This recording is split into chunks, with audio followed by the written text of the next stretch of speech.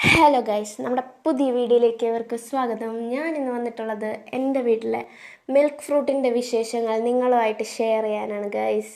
നിങ്ങൾക്ക് ഇഷ്ടപ്പെട്ടാൽ ലൈക്ക് ചെയ്യുക, ഷെയർ ചെയ്യുക, സബ്സ്ക്രൈബ് ചെയ്യുക, ബെല്ലൈക്കൺ എനേബിൾ ചെയ്യുക. അപ്പോൾ നമുക്ക് വീഡിയോയിലേക്ക് പോവാം. നമുക്ക് ഈ മിൽക്ക് ഫ്രൂട്ടിനെ കുറിച്ച് നമ്മൾ വാങ്ങിച്ചപ്പോൾ നമുക്ക് ഒരു ധാരണയില്ല. കാര്യം നമുക്ക് അതിനെക്കുറിച്ച് അതിൻ്റെ പരുവമോ ഒന്നും അറിയില്ലായിരുന്നു. അതുകൊണ്ട് തന്നെ നമ്മൾ ഫസ്റ്റ് ഉണ്ടായ മിൽക്ക് ഫ്രൂട്ട് നമ്മളൊന്ന് കട്ട് ചെയ്ത് നോക്കാമെന്ന് കരുതി കട്ട് ചെയ്തു ഗൈസ്. അപ്പോഴാണ് ഗൈസ്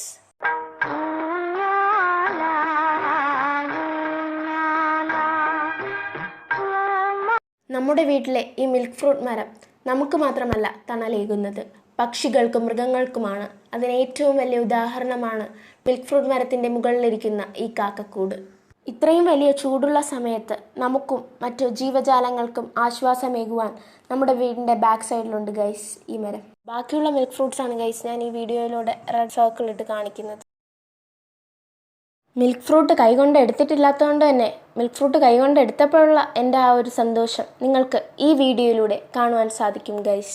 ഇതാണ് നമ്മുടെ പഴുത്ത മിൽക്ക് ഫ്രൂട്ട്. നമ്മൾ ഈ മിൽക്ക് ഫ്രൂട്ട് വാങ്ങിച്ച കടയിൽ നിന്ന് അവർ നമ്മളോട് പറഞ്ഞത് ആപ്പിൾ എന്നാണ് പറഞ്ഞത്. അങ്ങനെ അവർ പറയാനുണ്ടായ കാരണം എന്നുള്ളത്, ഇത് കട്ട് ചെയ്യുമ്പോൾ തന്നെ ഇതിൻ്റെ ഷേപ്പ് എന്ന് പറയുന്നത് സ്റ്റാർ ഷേപ്പാണ്. അതുകൊണ്ട് തന്നെ ഇതിന് പറയുന്ന പേര് സ്റ്റാർ ആപ്പിൾ അഥവാ മിൽക്ക് ഫ്രൂട്ട് എന്നാണ്. മിൽക്ക് ഫ്രൂട്ട് എന്ന് പറയുന്ന പേര് വന്നത് ഇത് കട്ട് ചെയ്യുമ്പോൾ തന്നെ മിൽക്ക് പോലെയുള്ള ഒരു ദ്രാവകം അതിലൂടെ വരുന്നുണ്ട് ഗൈസ്. ഇത് കഴിക്കുമ്പോൾ തന്നെ കരിക്കിൻ്റെയൊക്കെ ഒരു ടേസ്റ്റാണ് ഇതിൽ ഫീൽ ചെയ്തത്, എനിക്കും എൻ്റെ ഫാമിലിക്കും.